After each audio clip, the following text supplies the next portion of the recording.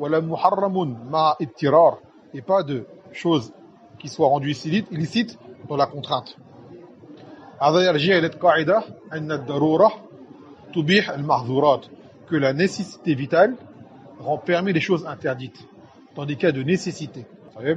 الضرورة تبيح المحظورات. Et c'est quoi cette darura qui permet ce genre de choses?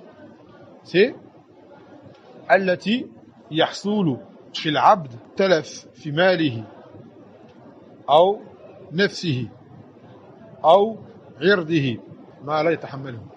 C'est-à-dire qu'il va lui arriver des dommages.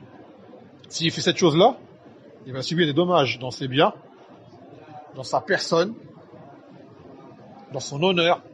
Et quand on dit honneur, ça concerne sa famille. D'accord? Pas le fait qu'on... genre si on lui parle mal, tout comme ça là. On dit honneur, c'est sa famille. C'est-à-dire qu'on va s'en prendre à ses proches. Par exemple, une chose qu'il ne supporte pas réellement. D'accord? Qu'il ne supporte pas réellement. À ce moment-là, une chose haram peut lui être rendue permise. Et ce n'est pas dans l'absolu non plus. Ce n'est pas dans l'absolu non plus. Quelqu'un va mourir, masalan, puis safar. Il s'est perdu quelque part, un lieu où il n'y a pas de vie, pas de civilisation. Et, masalan, il n'a pas à manger. Et il trouve un animal qui est mort.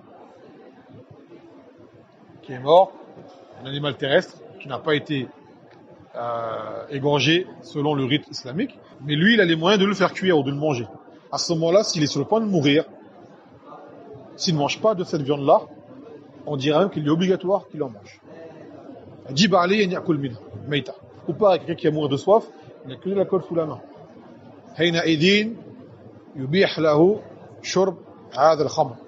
lui est permis à ce moment-là. Les ulama ils disent l'histoire, le bunuk ribawiya, mettre l'argent dans les comptes bancaires. La situation, par exemple, comme dans les pays développés aujourd'hui, comme les pays d'Occident, la France, tout ça, des fois, tu n'as pas le choix. Tu es obligé d'avoir un compte bancaire, sinon tu ne peux rien faire. Tu travailles, donne pas de salaire si tu n'as pas de compte bancaire. Tu as des transactions à faire, elles se font forcément par virement. Sans compte bancaire, tu n'as rien du tout. Ça te cause des dommages. T'en as, il va te sortir, mais t'en as, des fois, tu as des cas, tu peux pas. D'accord? T'as un travail qui est halal et tout, et ton employé te dit, si t'as pas de compte bancaire, je ne peux pas te payer en liquide. Bon, notre système ne le permet pas. À ce moment-là, il t'est permis d'ouvrir un compte bancaire, d'accord? Et là, l'argent, tu le retires. Tu prends l'argent, dès qu'il est viré, tu le retires, tu le poses chez toi. Faut pas qu'il travaille avec, mais qu'il fasse des intérêts avec. Ou tu voyages.